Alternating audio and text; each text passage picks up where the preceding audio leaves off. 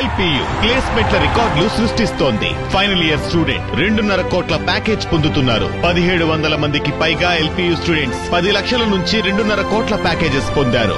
విద్యా విప్లవం ప్రారంభమైంది లవ్లీ ప్రొఫెషనల్ యూనివర్సిటీలో. కడప కార్పొరేషన్ లో టీడీపీ ఎమ్మెల్యే మాధవిరెడ్డి హైడ్రామా చేస్తున్నారు. నిబంధనలకు విరుద్ధంగా ఎట్టకేలకు తనకు కుర్చీ వేయించుకున్నారు. కార్పొరేషన్ సమావేశ మందిరానికి గత 2 నెలలుగా తాళం వేసే ఉంది. నేడు కార్పొరేషన్ సమావేశం ఉన్నా ఇంతవరకు సమావేశం జరిగే హాల్ తెరవనే లేదు.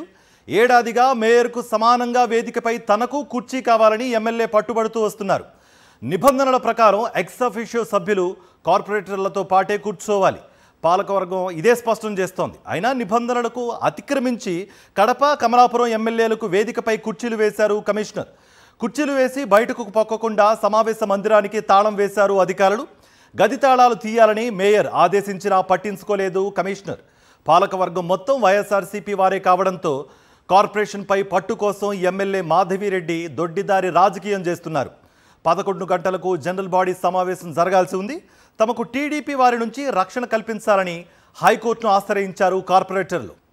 రైట్, ఇదే అంశానికి సంబంధించి మరింత సమాచారం అందించడానికి మా ప్రతినిధి శ్రీనివాస్ అందుబాటులో ఉన్నారు. శ్రీనివాస్, ఇంతకీ ఇప్పటికైనా డోర్ తీశారా? ఇప్పుడు ప్రస్తుతం కార్పొరేటర్లు ఏమంటున్నారు? హైకోర్టును ఆశ్రయించబోతున్నాము కమిషనర్ తీరు పట్ల అన్నట్టుగా కూడా కార్పొరేటర్లు వ్యక్తం చేస్తున్న పరిస్థితి కనిపిస్తోంది. మీ దగ్గర ఉన్న సమాచారం ఏంటి? కార్తీక్, ఏదైతే కార్పొరేషన్ సమావేశ మందిరం అయితే ఓపెన్ చేశారు, ఓపెన్ చేసి లోపల చూసిన తర్వాత నిబంధనలకు విరుద్ధంగా ఏదైతే కడప కమలాపురం ఎమ్మెల్యేలకు కుర్చీలు వేసినటువంటి పరిస్థితి అయితే ఉంది. పాలకవర్గం గతం నుంచి చెప్తుంది ఎటువంటి నిబంధనలు దానికి అనుమతించవు. ఈ కార్పొరేషన్కి చైర్మన్ ఎవరైతే మేయర్ ఉన్నారో ఆయన అధ్యక్ష స్థానంలో ఉండాలి, వేరే వాళ్ళు ఉండకూడదు అనేదే నిబంధనలు చెప్తుంది. కానీ దానికి విరుద్ధంగా ఎట్టి పరిస్థితుల్లో తనకి ఏదైతే కుర్చీ కావాలని చెప్పేసి కడప ఎమ్మెల్యే గత ఏడాది కాలంగా కూడా ఇదే వివాదాలు ముందుకు వెళ్తున్నటువంటి పరిస్థితి అయితే స్పష్టంగా కనిపిస్తుంది. గత 2 సమావేశాల్లో కూడా తన కుర్చీ కోసం ఆమె కొట్లాడినటువంటి పరిస్థితి అయితే స్పష్టంగా కనిపిస్తుంది. గత 2 నెలలుగా కుర్చీ వేయించుకొని ఎవరికి బయటకు తెలియకుండా దానికి తాళం వేసినటువంటి పరిస్థితి కార్పొరేషన్ సమావేశానికి. దీన్ని పూర్తి స్థాయిలో వైఎస్ఆర్ కాంగ్రెస్ పార్టీకి సంబంధించినటువంటి పాలకవర్గం మొత్తం కూడా దీన్ని వ్యతిరేకిస్తున్న పరిస్థితులు. మన దగ్గర కొంతమంది కార్పొరేటర్లు ఉన్నారు, వాళ్ళతో మాట్లాడే ప్రయత్నం చేద్దాం. చూడండి, కుర్చీలు వేశారు, ఇప్పుడు కార్పొరేషన్ సమావేశ మందిరాన్ని కూడా ఓపెన్ చేసిన పరిస్థితి. ఏ విధంగా తీసుకుంటారు ఈ కుర్చీ కోసం ఇంత అవసరం? అసలు నిబంధనలు అనుమతిస్తున్నాయి? ఇప్పుడు వాస్తవంగా వచ్చేసి ఈ కార్పొరేషన్ యొక్క దాని ప్రకారం రూల్స్ ప్రకారం కూడా వచ్చేసి కుర్చీకి వచ్చేసి నిబంధనలు వర్తించవు. అది ఏమున్నా కానీ పాలక వర్గము డిసైడ్ చేస్తే మాత్రమే ఉంటుంది. ఇది మేమందరం వచ్చేసి కుర్చీలు ఎవరికి పైన ఉండకూడదు అని నిర్ణయం తీసుకున్న తర్వాత మా యొక్క పాలక వర్గానికి వ్యతిరేకంగా ఈ రెడ్ బుక్ రాజ్యాంగంలో నడుస్తున్నటువంటి తతంగం అంతా మనం గమనిస్తూనే ఉన్నాం.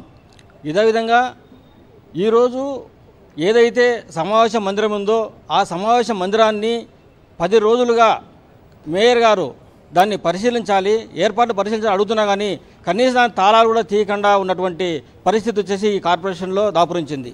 అదేవిధంగా ఈరోజు చూస్తే కనుక మనము అసలు జనరల్ బాడీ సమావేశం అంటే ఇది ఏదో యుద్ధరంగం ఉన్నట్టు ఉంది. ఇక్కడ 200 మంది 300 మంది పోలీసులు దాదాపుగా వచ్చేసి సంవత్సరం నుంచి పాలక వర్గంలో ఒక సమస్య చర్చించింది లేదు, ఒక సమస్య పైన వచ్చేసి ఒక సమావేశం జరిగింది లేదు. అభివృద్ధి కోసం వచ్చేసి ఏ కార్పొరేటర్కి వచ్చేసి అవకాశం లేకుండా పోయింది. ఈ యొక్క సంవత్సర కాలం నుంచి కూడా వచ్చేసి ఈ ఎమ్మెల్యే గారు తన యొక్క అహంకారపూరిత ధోరణితో ఆమె ఈ విధంగా వ్యవహరించడం చాలా దుర్మార్గం అని వచ్చేసి మేము తెలియజేస్తున్నాం. ఏదైనా సరే మేము ఈరోజు ప్రజాస్వామ్యబద్ధంగా ఈ యొక్క సమస్యను దీన్ని వచ్చేసి మేము ఎదుర్కొంటామని తెలియజేస్తున్నాం. ప్రజాస్వామ్యబద్ధంగా ఎదుర్కొంటా ఉన్నారు. చూడండి, నిబంధనలు వర్తించవని అని చెప్తున్నప్పటికీ కూడా మరి కుర్చీలు కమిషనర్ వేసినటువంటి పరిస్థితి ఎలా తీసుకుంటారు? మరి సమావేశం జరుగుతుందా?